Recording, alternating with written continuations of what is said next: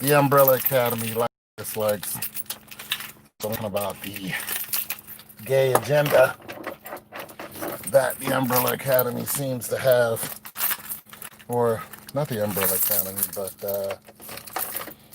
you know, the you know, Netflix. Netflix has, you know, they want to make it seem like, oh, we need to involve, this is why we have cartoons with women marrying women and men marrying men. But, anyways, for the Umbrella Academy, I want to talk about it because I watched the show, I watched the series, and it's one of my little, just one of my little things. Dining Expanse. It's just how I feel about it. I think. All right, so let me tell you a short story first. I was the slowest kid through high school. I picked up some speed. I was half decent, and I was the fastest runner in the 400 in my high school. Now, I didn't have great 100 speed at all. There was this kid named Mondell who was in 10th grade when I was like in the 11th or 12th. I could outrun him in a heartbeat.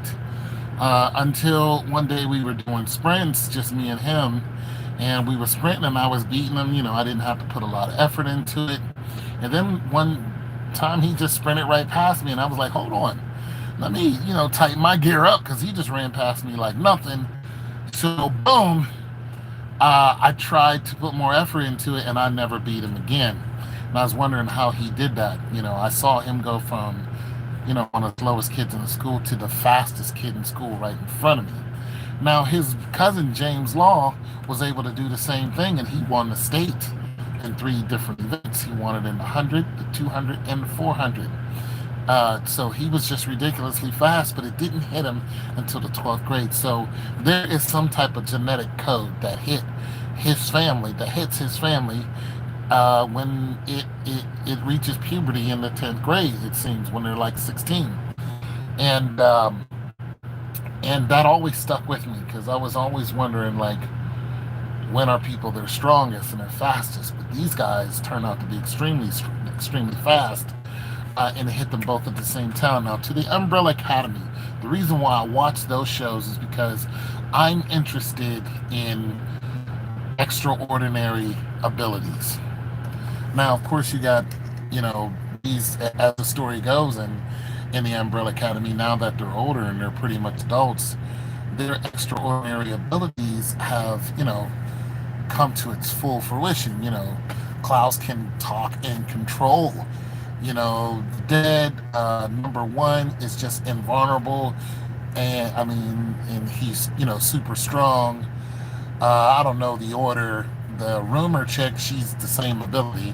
She can just say, I have I heard a rumor, and can, make you do whatever she wants.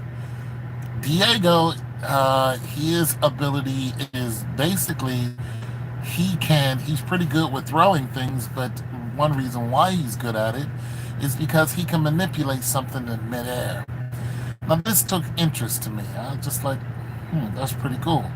Because not only can he do that, but he can also hold his breath forever. And he just hold his breath. So, and of course, you got the Umbrella Academy seems to be wrapped around number 5, though. Number 5 is pretty much the most powerful as one, even though they try to make it seem the girl with all the light is the most powerful one. No, number 5 is the kid who can't grow up because he time traveled and he was off a decimal, and he got stuck into a kid's body. But he is the most lethal. You see how he went and killed everybody who, in that secret meeting, he just mopped them all up like nothing.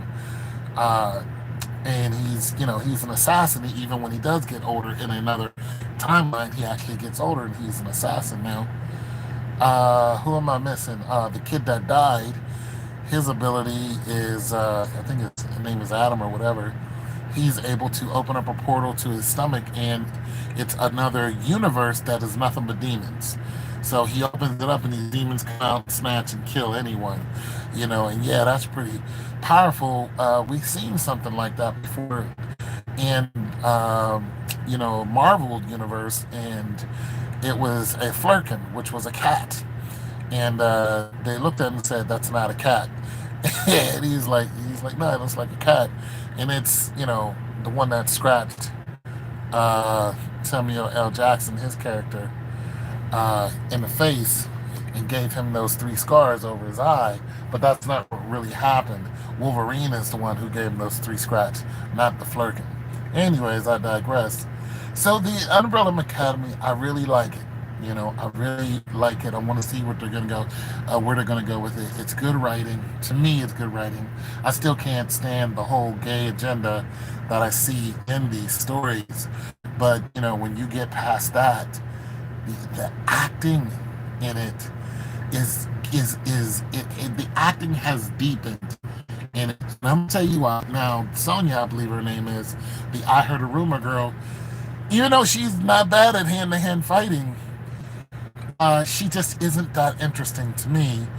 But in this last season, they did a whole, an expose or whatever they did on her. She had her part where she played where she couldn't talk, and then finally she got her voice back, and she was married to a guy back in the 60s, and it didn't really show off her power to some great extent. She doesn't get more powerful to me, but it did show her deeper as a character.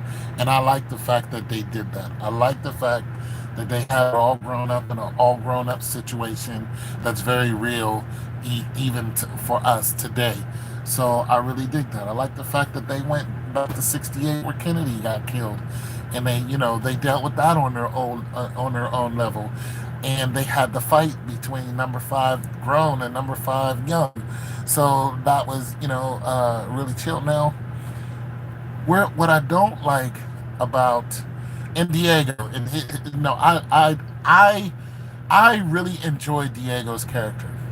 I wish I could see more of him doing his thing, especially when he stopped all those bullets. But I really enjoy Diego's character. He is what they say. Just picture Batman, but aim lower.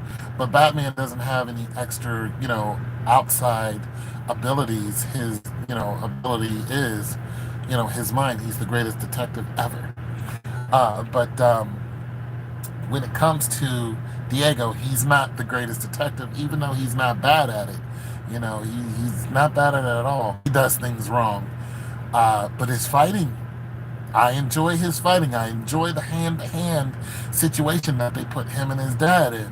I really enjoy that. I wish we seen more of that type of, not necessarily all karate out, but you would almost like to see him go up against uh, Black Noir. You would love to see him, actually all of them go up against the boys, even though, Homelander would wipe them all out. Well, not all of them. Wouldn't wipe out Sonya. Homelander he'd have a time against Sonya, and he would have a time against number five. I think he would beat the crap out of number one. But once again, I digress. Now, as far as the new season coming up, it's the Umbrella Club going up against the Sparrow Academy, and one of them is alive and another one is dead. We don't know who's in the floating cube. That's all speculation, but it's going to be one of their consciousness. So one of them dies, and it's going to be one of them inside the Sparrow Academy, inside that cube. There's going to be a consciousness in there. So I'm looking forward to seeing that. But like I said, some of my dislikes. I hope that the chick that they killed off, the lady who was in charge, I hope that she comes back. Well, we know she's alive in another timeline, but I hope that she comes back. I really enjoyed Mary J. Blige. Mary freaking J. Blige in season one. I enjoyed her and the big dude, and I'm disappointed that she got killed off, but I understand she was just an assassin. But I enjoyed her. I was like, is this Mary J? So I enjoy stuff like that. I really enjoy the Umbrella Academy. I hope they keep it going. I hope they don't run into issues like they did with The Expanse, where they, cut it off and then people, were like, hey, put that back on. Like, we love The Expanse. So I'm hoping not to see any of that. My next video I'm going to talk about here in a few minutes, I'm going to talk about The Expanse and what I like and don't like about it. Once again, love the Umbrella Academy, don't like the gay agenda, like the depth that they're going into, love that. Love the fact that the father didn't know who they was in season two. Really enjoyed it. Uh, Number one to me is almost useless. He's more comic relief almost. Um, because he doesn't use his ability. We don't get to see him tossing anything around. You know, he just acts stupid most of the time. That whole boxing thing, he didn't use his ability in the boxing ring. And you know he could have smashed any of those guys up because he put his fist through the wall of his apartment. He just he just is. He's almost a waste of space. Klaus is my dude. Klaus is my dude. Now he's not the most powerful, but Klaus can fly. He can control the dead. Klaus can find out anything that he wants. All he has to do is ask a dead person, what happened, back then, or tell them to go into one of these weird rooms, just like what's the name did to save Sonya or Vanya. They had to turn her off, so they sent in the dead guy. Klaus is a badass. I don't care what nobody says. He is a badass. Don't like the whole gay thing, but hey, there are gay people out there. It is what it is. I love the fact that, okay, he's gay, but they don't have a bunch of, like, it's not all in your face with him. Like, I love that. Would love to see what happened with the boy. Did the boy create the Sparrow Academy? I do like the fact that Vanya's ability can be passed on without, childbearing. Uh, you know, I do like that. I like the fact that the boy has some of her abilities because, I mean, his father, like, he's going to think he killed his father, so he's going to grow up pretty cynical, and he has the ability of telekinesis. Not really, filling the whole story with his mom, but, it is what it is. So there's that. That's what I feel about the Umbrella Academy. It's your boy Tony.